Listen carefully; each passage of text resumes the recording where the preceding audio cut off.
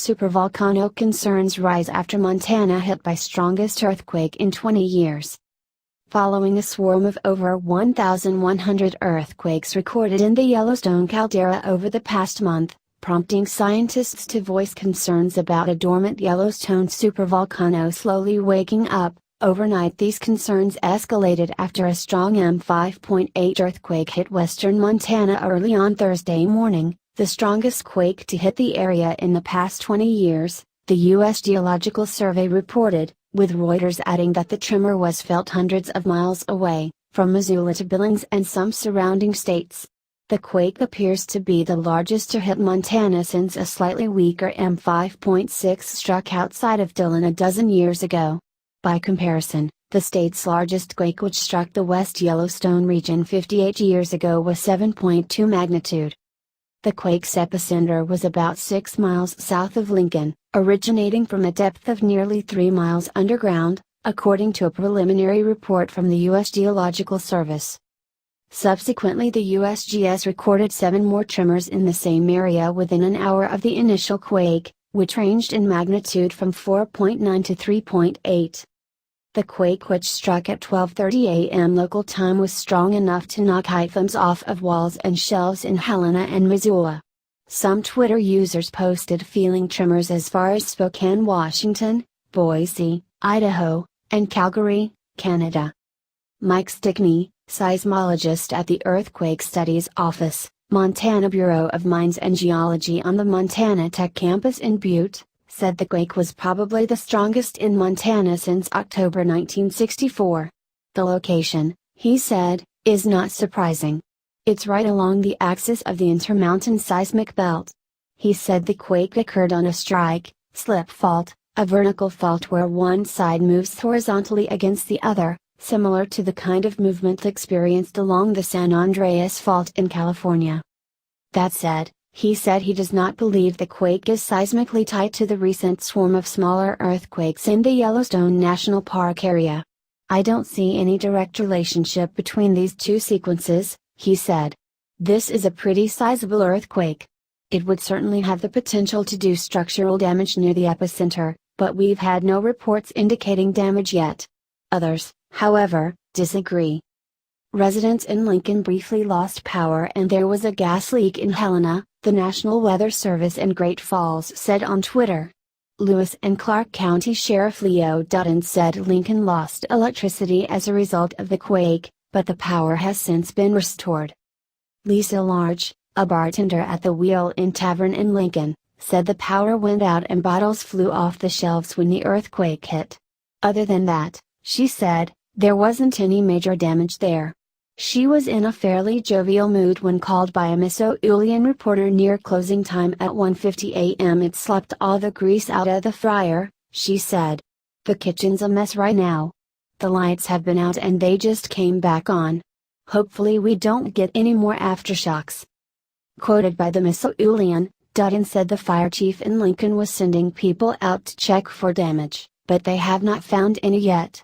Missoula Police Department Corporal Mick McCarthy said the department has had calls from people asking what was going on with the earthquake and some medical calls, but no power outages reported or gas leaks. No property damage reported yet, but it's still early, McCarthy said. Ray Anderson, 76, told the Associated Press that it was the strongest quake he had ever felt. Carolyn Kennedy, who lives in South Calgary, said she felt about 20 seconds of waves from the tremors. We heard rumbling noises, she messages FoxNews.com, adding that perfume bottles on her desk shook from the trembler. Twitter lit up around Montana seconds after the quake, with people weighing in from Bozeman to Kalispell to Glacier National Park to Billings and elsewhere in Montana. Did the entire state of Montana just have an earthquake? Tweeted Brandon Furr. Sean Ryan of Butte tweeted, now that everyone in Montana is awake from that earthquake, you guys want to play Monopoly or something? Glacier National Park account tweeted, Western Montana just had a decent-sized earthquake. Good shake here at Park HQ in West Glacier #geology. Musician John Mayer, a part-time Bozeman resident, took to Twitter to marvel at the event. Wow, he wrote on Twitter. Earthquake in Montana. Wow. earthquake in Montana. So if you wonder if you're crazy and you're searching the words earthquake and Montana, earthquake Montana. John Mayer, at John Mayer, July 6, 2017. While minor earthquakes are fairly common, Thursday's moderate quake was the strongest felt in western Montana in 2 decades. The last one to exceed 5.0 magnitude was reported 12 years ago near Dillon, according to the USGS.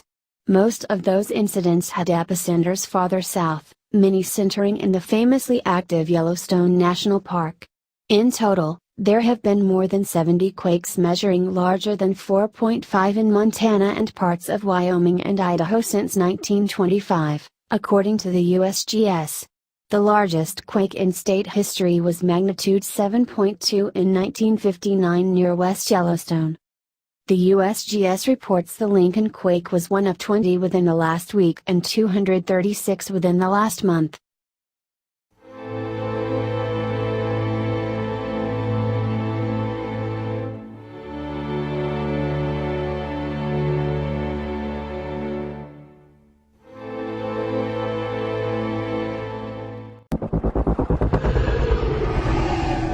Yellowstone, America's first national park, and home to one of the world's largest supervolcanoes. Beneath the scenic geysers and waterfalls, an eruption 1,000 times larger than any in human history awaits. It's happened before. Less than 1 million years ago, it devastated more than half the continent, and it could happen again. There will definitely be additional eruptions in this area. And not just one, but a series of monstrous eruptions. 1 million times more powerful than an atomic bomb. It's absolutely devastating. Everything would be killed. Destroying thousands of square miles of land and countless lives across the Northwest. It'll just be over. It'll be toast. It'll be finished. We go beneath the earth to probe the volcano, reveal for the first time the source of its power, to discover what will happen when the sleeping giant of Yellowstone awakens and becomes a mega disaster. What we're talking about here. Well, forget the image of Yogi Bear representing Yellowstone. We're talking about a sleeping Godzilla underneath Yellowstone that, if it erupts in a maximum eruption called Category 8, it could literally tear the guts out of the United States of America. Instead of having 50 states of the Union, we would only have 30 states of the Union. Now that's Category 8. This report looked at Category 7, which is much more likely once every 1,000 years rather than once every million years. That means in every century, there's a 10% chance that somewhere on the planet Earth there could be a supervolcanic Category 7 eruption. That's the danger. You just talked about a volcano that could wipe out 20 states. How in the world is that possible? Well, it's happened before. 2.1 million years ago, 1.3, and also 0.6 million years ago. We have the evidence of a gigantic eruption that is sufficient to tear the guts out of the U.S. of A.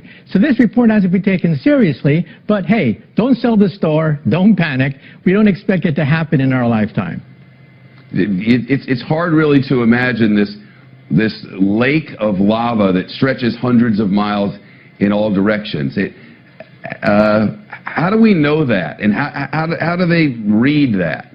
Well, just 2 years ago, there was a scare, in fact. We actually began to measure the size of this lava hotspot, and it turned out to be twice as big as we previously thought. However, the good news is that it's not migrating, it's not moving. We see no indication whatsoever that a big one is coming. However, eventually the law of averages catches up to you. And this report singled out Mount Vesuvius outside Naples, Italy, outside Mexico City, and Yellowstone as 3 hotspots where a Category 7 volcanic eruption could indeed take place in this century. So there are only 3 of this size in all the world? Well, there's several in Indonesia and New Zealand that have had Category 8 eruptions, in fact. But then again, we're talking about once every million years for Category 8. Category 7 will be many times the size of Mount St. Helens, enough to cause widespread destruction across a state, but not enough to destroy the US of A. But still something that we have to take very seriously now. What would we get in the way of warnings, Michio?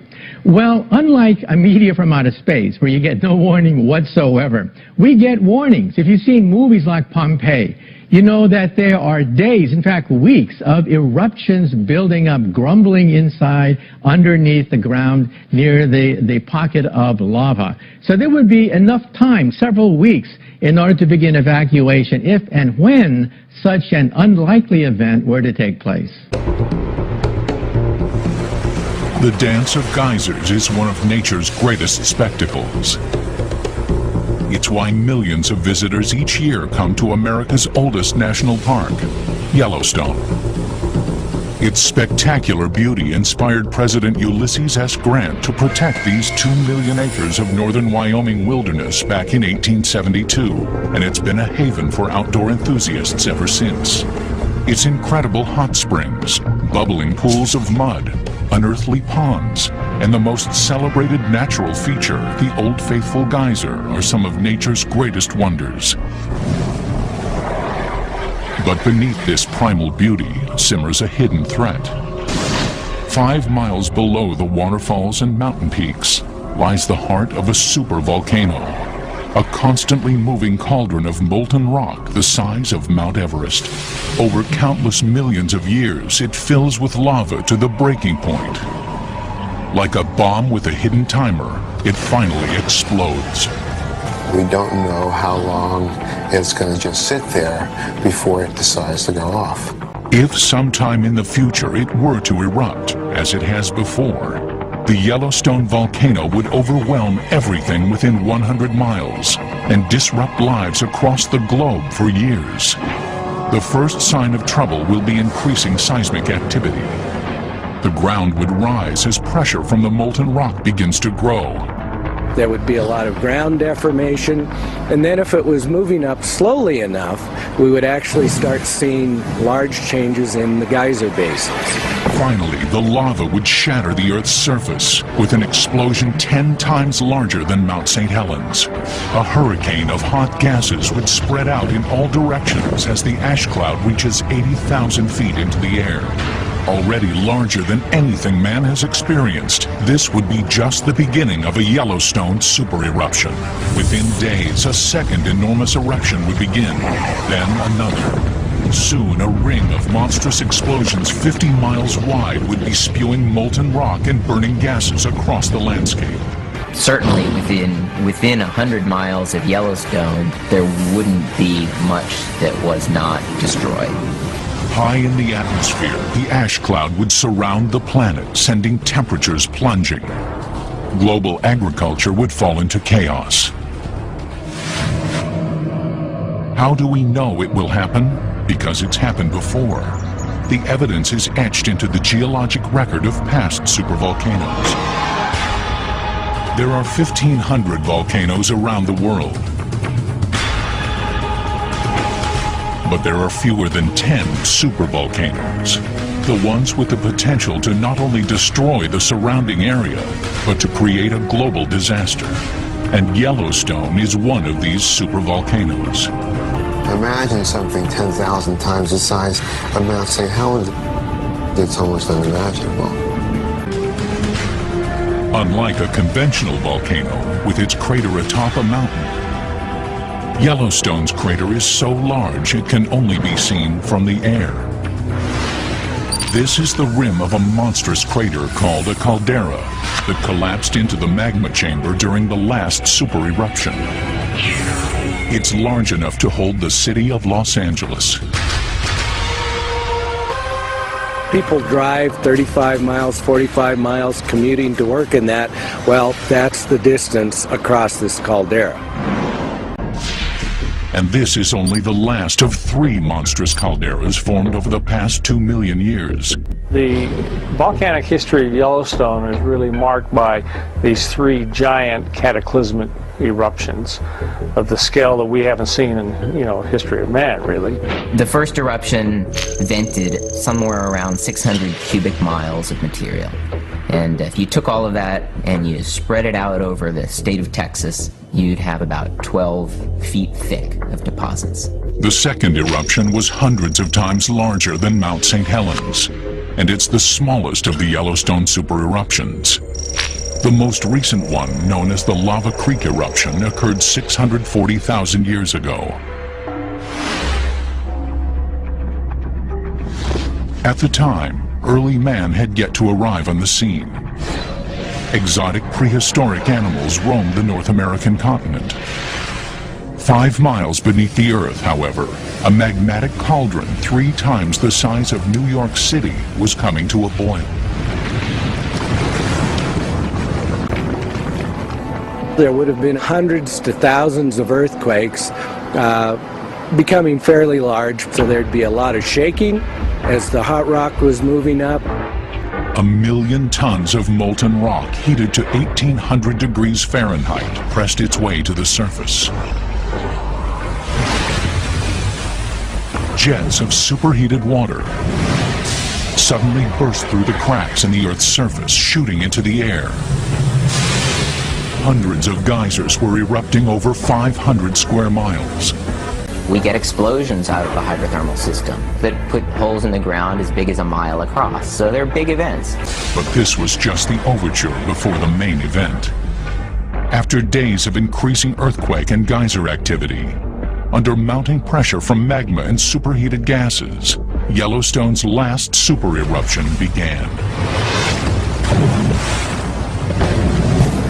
Material may have started to leak out of one side, perhaps forming part of the edge of the fracture zone. As you start to decrease the pressure, it starts to then explode.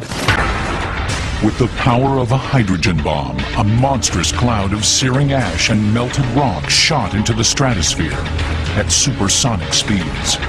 The heavier debris fell back to the ground, turning into colossal pyroclastic flows. It was sort of like a hurricane made up of 800-degree ash and pumice and hot gases. Just wipes things out completely. For miles, these lethal rivers of ash and gas cooked animals alive and brushed forests aside like twigs. They extend actually outside of Yellowstone into Idaho and into the Teton region. Some of this material flowed down and actually covered parts of the floor of Jackson Hole. So these things extend tens of miles away from the actual eruption location. For days, the Yellowstone volcano continued to heave tons of molten debris into the air and devastated the nearby terrain. Then, across the caldera, another colossal explosion. Then another. Eruption after eruption began shooting more and more lava and pulverized rock into the air. Typically, when these eruptions begin, they begin at a single vent, and the event may then get larger, moving out along some sort of a fracture system. Yellowstone had turned into a super eruption. Its devastation would reach around the world.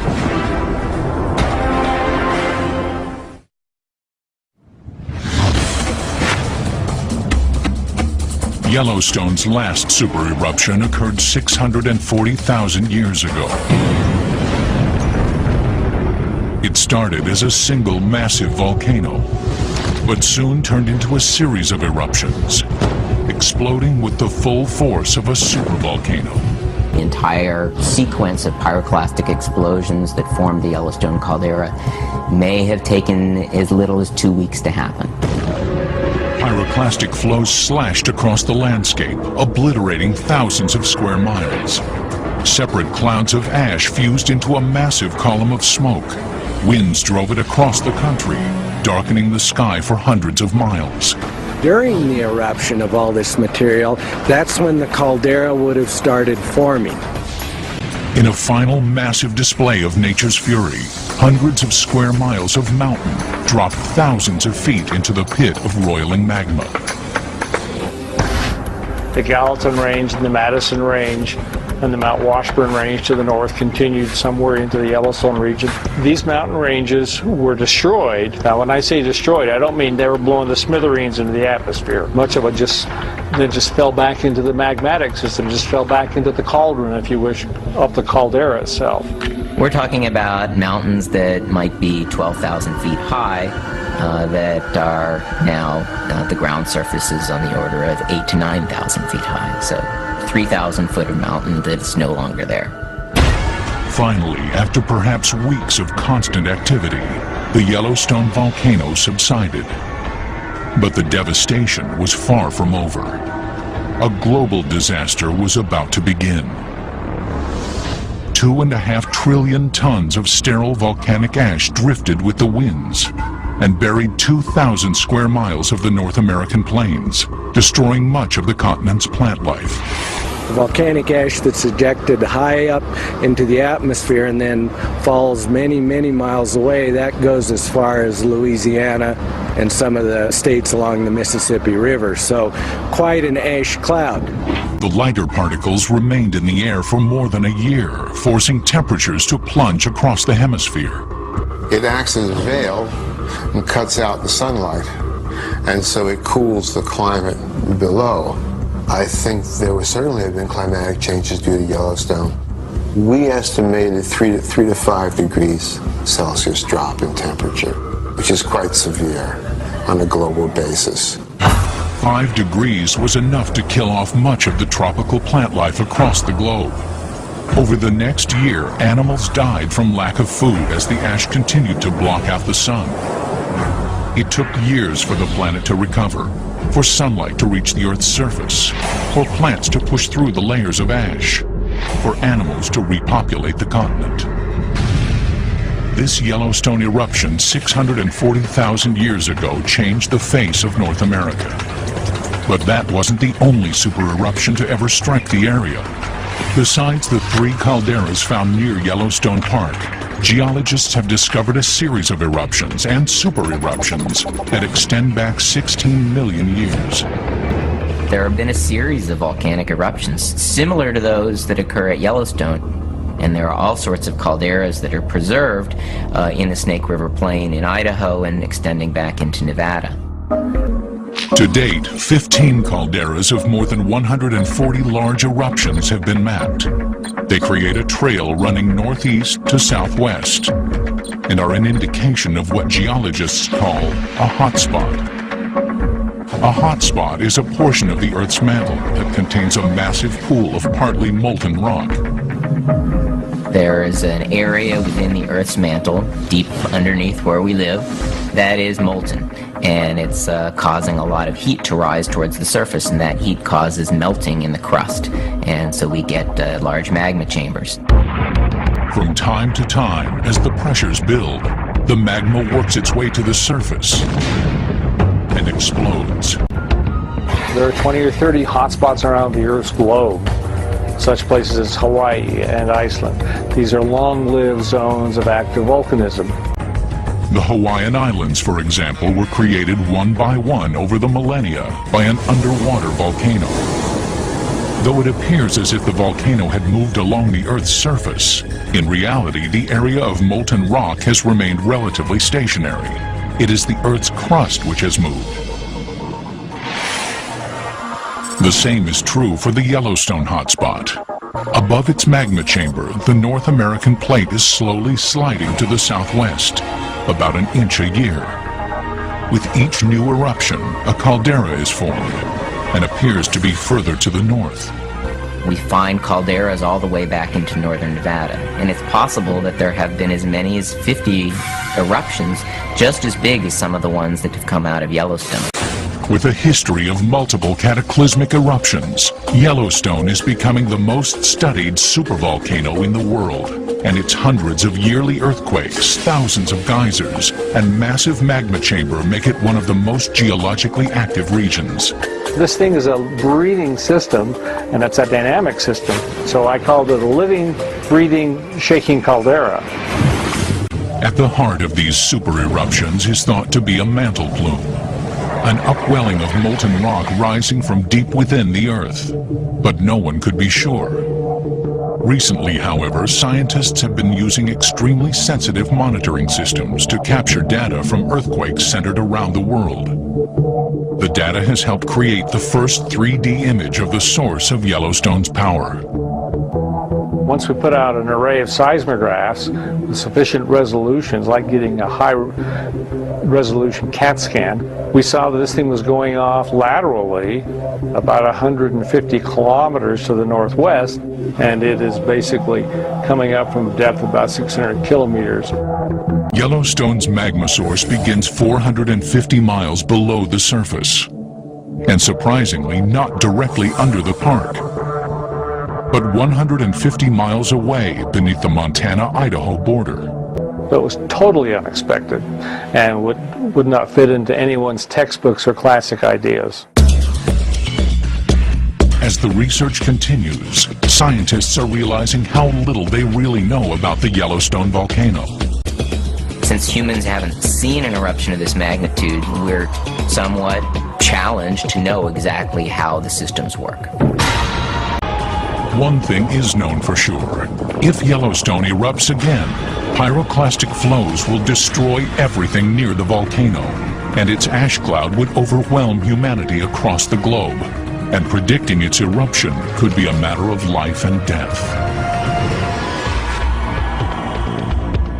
Yellowstone. Its dreamlike natural beauty may, sometime in the future, turn into a nightmare. With little warning, the gigantic volcano could awaken and explode, putting the entire planet at risk. Unlike most disasters, such as tornadoes or hurricanes, which are short-lived and localized, a volcanic supereruption in Yellowstone would have global effects for years. Its impact would be on the scale of an asteroid, large enough to change the way we view our history. For a long time, Earth history was gradual changes, slow changes over long periods of time. And now we realize that every once in a while, boom, out of the sky comes something catastrophic. Most scientists believe an asteroid caused the disappearance of the dinosaurs 65 million years ago. But new discoveries suggest volcanoes can cause planet-wide devastation as well. One of the early volcanoes fueled by the Yellowstone hotspot left a gruesome graveyard 1,000 miles downwind. 12 million years ago, the wildlife in Nebraska was similar to what we have in Africa today. We have elephants, rhinoceroses, camels, horses related to zebras, all kinds of critters that aren't here anymore. Their bones, discovered in northern Nebraska, tell a distressing story of Yellowstone's impact. They were found buried under several feet of ash, volcanic debris linked to a super eruption. We first thought that maybe all these critters had been buried alive in ash, like the people at Pompeii. But the more closely we looked at the fossils, it turns out that that wasn't true. Most of the fossil bones exhibited evidence of a strange illness, a clue to why so many animals died. It has the extra growth of bone on the leg bones and on the jaws. The unusual bone growth is a signature symptom of Marie's disease, a rare lung condition resulting from breathing large amounts of dust or ash. Well, this is a jawbone of a camel from the ash bed. This shiny bone here is healthy. It's normal fossilized bone. And you can see where the healthy bone stops and this new growth begins. You can see the color changes and the texture changes. It looks like a sponge. And this is the diagnostic feature of HPOD, or Marie's disease. Voorhees believes that ash from the Yellowstone hotspot caused Marie's disease in these animals. Ash is nothing but very small pieces of glass. That's how you can tell volcanic ash from other types of fine powdery rocks, is that volcanic ash sparkles because it's made out of little teeny pieces of glass. During a super eruption, the tremendous pressures cause the molten rock to explode. It turns the rock into tiny pieces of glass, which drift with the wind and land hundreds of miles away. Just as soon as the volcanic ash fell, the whole landscape for thousands of square miles was covered with this very fine powder. And every step that those animals took, they would raise a cloud of ash. And they just kept breathing it day after day after day. So what we think happened to the animals is that they breathed this material night and day until their lungs just gradually gave out. Most of the animals on the Nebraska plains suffocated on the ash within a week of the eruption. This from a supervolcano 1,000 miles away. Volcanoes can kill at a distance. I really wouldn't have bet 20 years ago that a volcano 1,000 miles away could actually cause mass death, but ashfall has made a believer of me. More recently, the 1815 eruption of the Indonesian island of Tambora proved ash could kill indirectly through dramatic climate change. 50 times larger than Mount St. Helens, the impact of the Tambora volcano was overwhelming. The eruption reduced the mountain by 4,000 feet, as nearly 150 million tons of ash and debris were ejected into the air. The ash cloud could be seen for hundreds of miles. The cloud went over India, darkened the sky, and caused the temperature to go down. The temperatures went below freezing. It took almost a year for the ash to spread across the rest of the globe. But when it did, the results were staggering. A New England newspaper from 1816 published this account. Snow and hail began to fall about 10 o'clock a.m., and the storm continued till evening, accompanied by a brisk wind. This was June 15th. There was, in some places, essentially no summer. In the eastern United States, there was snow and ice in June, July, August. They replanted the crops died, they replanted them again. The unusually frigid weather reached Europe, some 9,000 miles from Tambora, throwing life there into chaos. 1816 was the last time there was widespread starvation in Europe. That's never happened since. And it's almost certainly involved with the eruption of Tambora. And the Tambora eruption doesn't begin to match the fury of a Yellowstone super eruption. The Tambora eruption is on the order of 50 to 100 times smaller than these large sort of supervolcano eruptions out of Yellowstone. Even smaller than Tambora was the 1991 eruption of Mount Pinatubo in the Philippines, which devoured villages out to 200 miles. Yet despite its modest size, Pinatubo altered the global climate for years and has been linked to the destructive hurricanes Andrew and Iniki. After the eruption of Pinatubo, there was a definitely measurable change in the global temperature as a result of that eruption. It was on the order of 2 degrees for the year following the eruption. It may sound trivial, but a 2-degree change in global temperature over a long time could create unusually severe storms and kill off all but the hardiest plant life. Pinatubo was 100 times smaller than the last Yellowstone super eruption and had cataclysmic effects across the globe. Imagine what Yellowstone would do. In recent geological history, only the colossal eruption of Toba on the island of Sumatra can match the size of Yellowstone. And that eruption some 70,000 years ago may have nearly destroyed the human race. Well, Toba is the largest supervolcano that we know about. There's now a large lake called Lake Toba, which is the hole out of which the eruption came. It likely erupted for 2 weeks, dropping ash 6 inches deep on the subcontinent of India. But Toba's greatest impact was felt halfway across the planet in Africa. Around the time of the Toba eruption, it's thought the population of early man was catastrophically reduced. It appears a bottleneck or a contraction of the human population occurred, reducing our numbers from possibly hundreds of thousands to just a few thousand.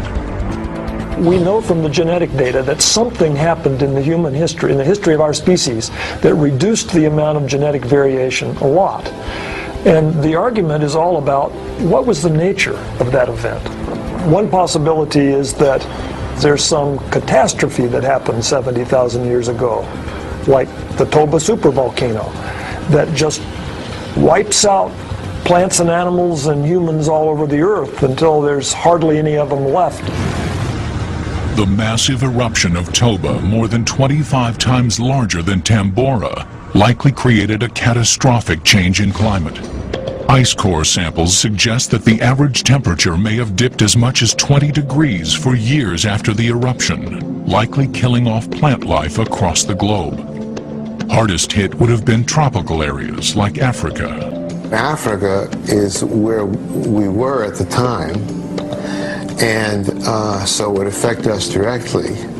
And secondly, it's the tropical vegetation that never experiences cold temperatures, so has no adaptations for cold temperatures whatsoever. The frigid temperatures killed off much of the African plant life, and the resulting famine may have decimated much of the human race. It may be that the 6.5 billion people who inhabit the Earth today are the direct descendants of the few who survived the Toba eruption. If a single eruption like Toba is powerful enough to almost destroy the human race, what would a similar supervolcano do today? When a large giant eruption were to occur, I think there's little that man can do about it. The biggest thing we have to do first is understand them. That's why scientists are studying every aspect of the Yellowstone volcano. What they discover may be the key to our survival.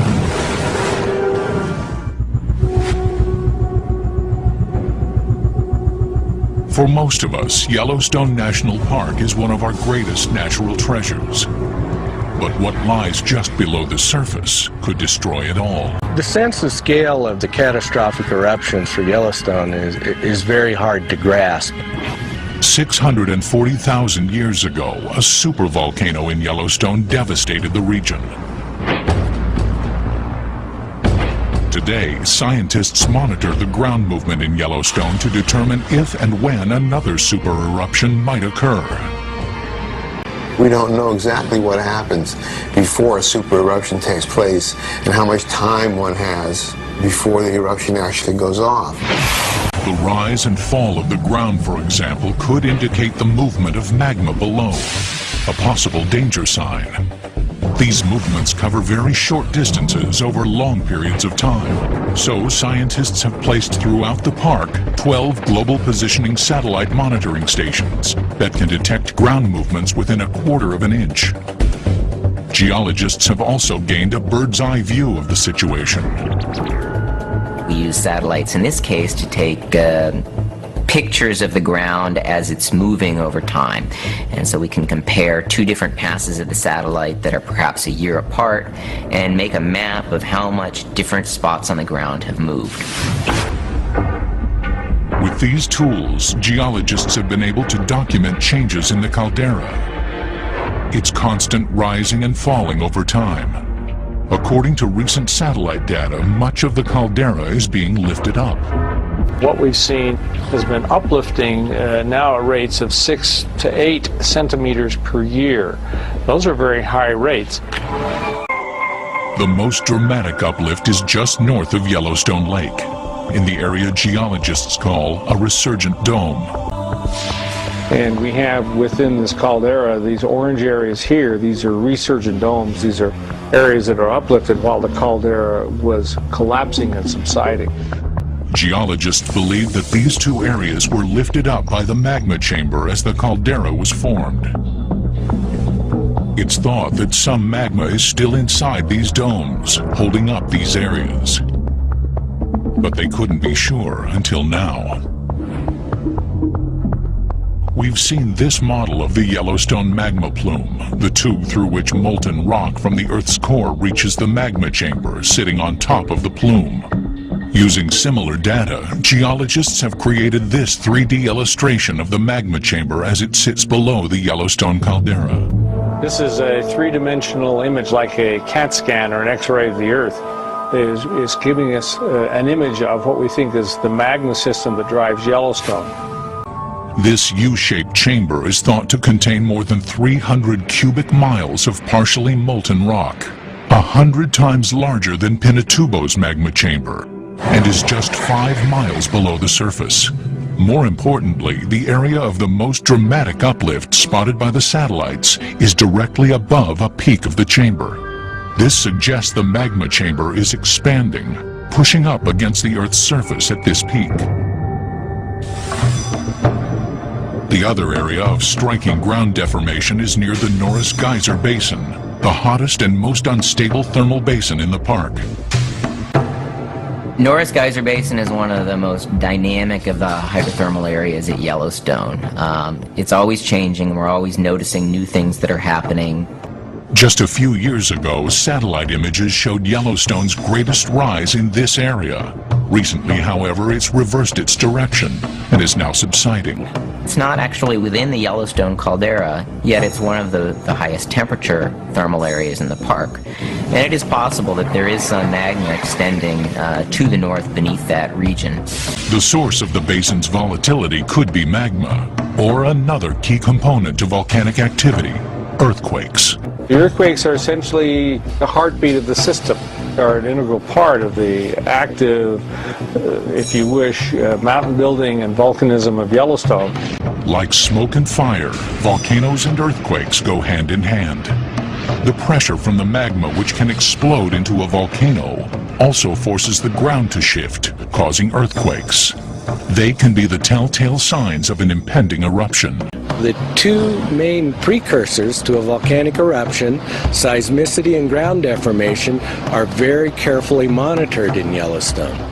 In this computer model, each red dot represents an earthquake. Typically, hundreds of earthquakes are detected across the park each year. In recent years, the greatest earthquake activity has been centered under two areas of the park. Well, you can see we have earthquakes that are concentrated on the north side of Yellowstone coming down through the park and then out extending on the east side of the Teton Fault right here. What concerns geologists is when a center of earthquake activity overlaps an area of shifting terrain. At the Norris Geyser Basin, that seems to be what's happening. There are dozens of fault lines at this spot. That's very critical because if magma is starting to move up, we would expect to see a bulging in an area and associated earthquakes as the ground starts to crack. The fear is faults that make up the earthquake zone could crack under pressure from the magma below, releasing an eruption. Geologists are also watching the park's geysers, hot springs, and mud pots, looking for drastic changes in temperatures and chemical content. Anything that might indicate a major movement of magma. At the moment, geologists do not believe an eruption is imminent. But if the water temperatures were to rise, the ground begin to swell, or there were an increase in earthquake activity, another Yellowstone eruption could be building. I think that we are smart enough as geoscientists now that we would probably have weeks to perhaps months of indicators before anything like that would occur. However, predicting the precise timing of an eruption is far from simple. Scientists have been fooled in the past. We've seen it in Yellowstone. There's bulging, there's vibrations, there's increased seismicity. There's all the things one would expect and go, oh, uh-oh, we're in trouble. And then, nothing. Therein lies the problem. All we can do is monitor the volcano, but it may not be enough to predict a possible eruption. Mount St. Helens was the most scrutinized volcano in history, and it exploded before the area could be cleared, killing 56 people. At Yellowstone, despite its remote location, a giant eruption could put thousands of lives at risk. Remember, we have, maybe 100,000 people per night staying in the Yellowstone Teton system in the summer. This is equivalent to a community of a modern U.S. city that are compacted into this zone of potential eruption, so the exposure is rather high. At Yellowstone, we may be on the edge of a precipice, and the question is not if it will erupt, but how and when. Nothing you can do about a volcano. If it's going to go off, it's going to go off. And the effects on civilization are going to be drastic. We may not be able to prevent an eruption, But when the molten rock begins to move up toward the surface, will all the scientific data warn us in time? Now, using historical records, scientific models, and the latest in computer technology, you will witness the devastation that follows when the giant volcano of Yellowstone erupts. For 70,000 years, the Yellowstone volcano has remained quiet. But sooner or later, its magma chamber will slowly fill with millions of tons of molten rock. Gas pressures will push up toward the surface, bringing the volcano to the breaking point. This is one of the rules of geology. If it happened in the past, it'll happen again in the future. We know there's going to be super eruptions, and probably one at Yellowstone, and it's going to have catastrophic effects. Now, using computer models and the latest scientific information, you will experience what would happen if the largest volcano in North America were to erupt. When that eruption occurs, there is no doubt whatsoever that parts of the northwest of the United States will be completely and comprehensively devastated. It'll just be over. It'll be toast. It'll be finished.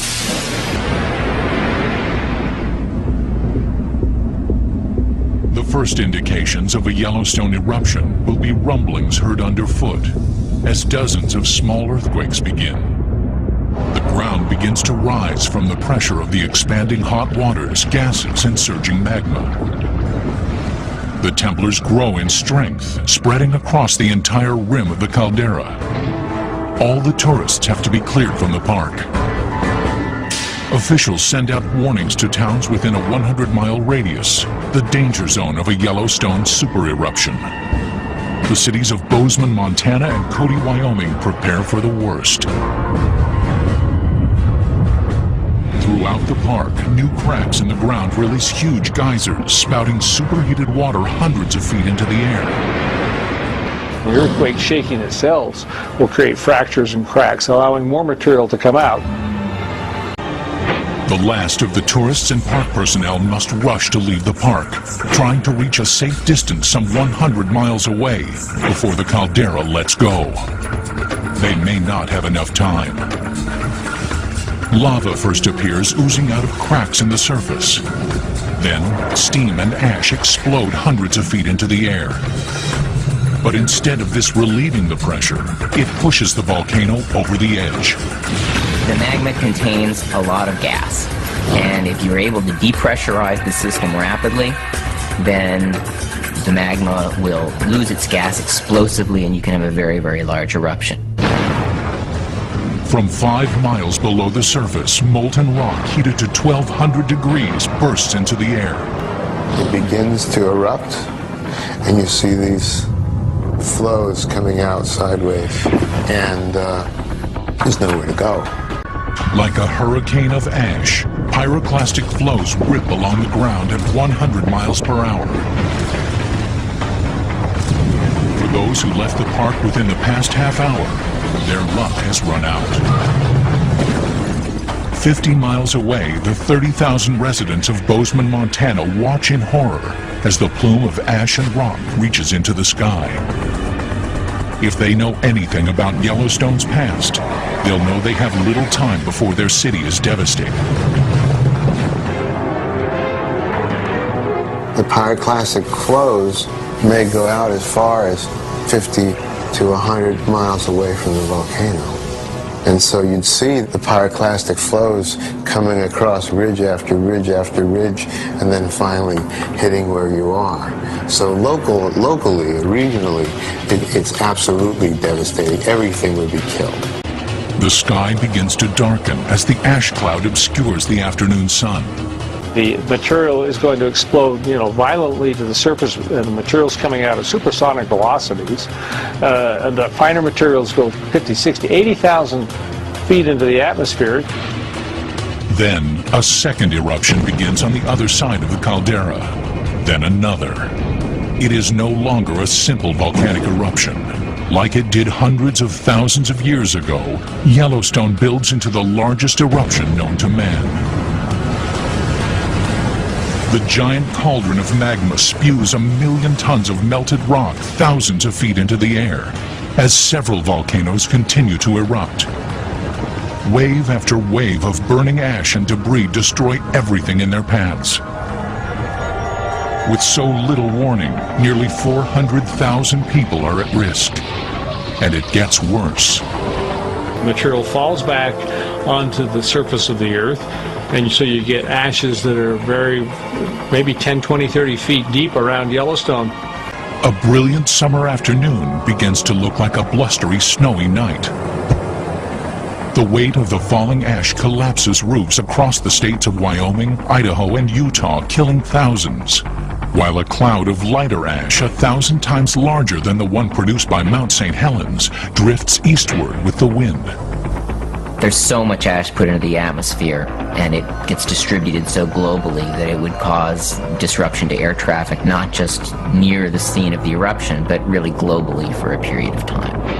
The ash goes in the jet engine and becomes ceramic and coats the jet engine. And there have been horrifying descriptions of airplanes just losing their power and diving while the pilots try to figure out what to do to start the engines again. Air travel grinds to a halt as the ash cloud reaches the upper atmosphere. And then, the deadliest part of the Yellowstone eruption begins. There's lots of ways you can die in a pyroclastic eruption. And one way is to inhale the stuff and inhale these sharp pieces of glass. They attack the lungs, they attack the bones, they kill you from the inside. Across the country, masks are supplied to protect people against the ash. But farm animals have no protection. Within weeks, vast numbers of the country's livestock die, like the animals that roam the Nebraska plains 12 million years before.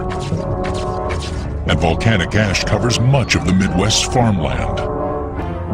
You can't grow anything in that ash. Fresh volcanic ash is sterile, like Mount St. Helens just after the eruption. And so it wipes out the breadbasket of the world, breadbasket of Canada, breadbasket of the United States. And the effects could last for years.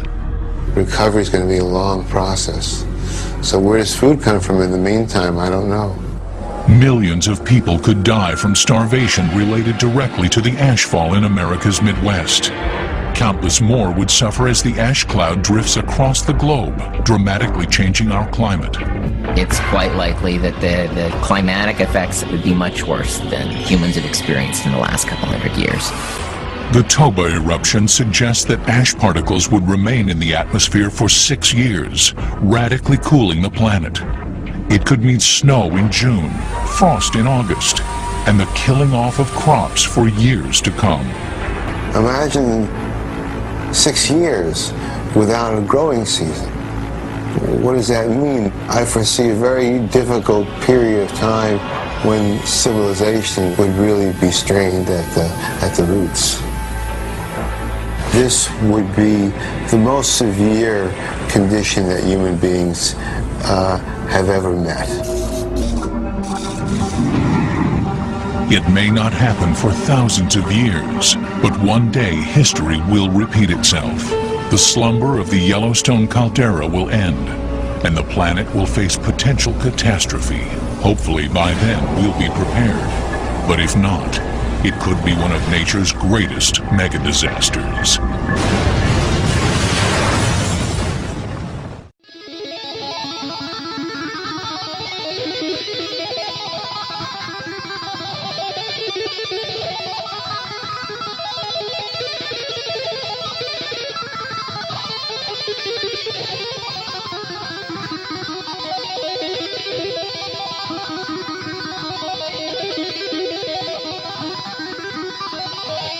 Yeah.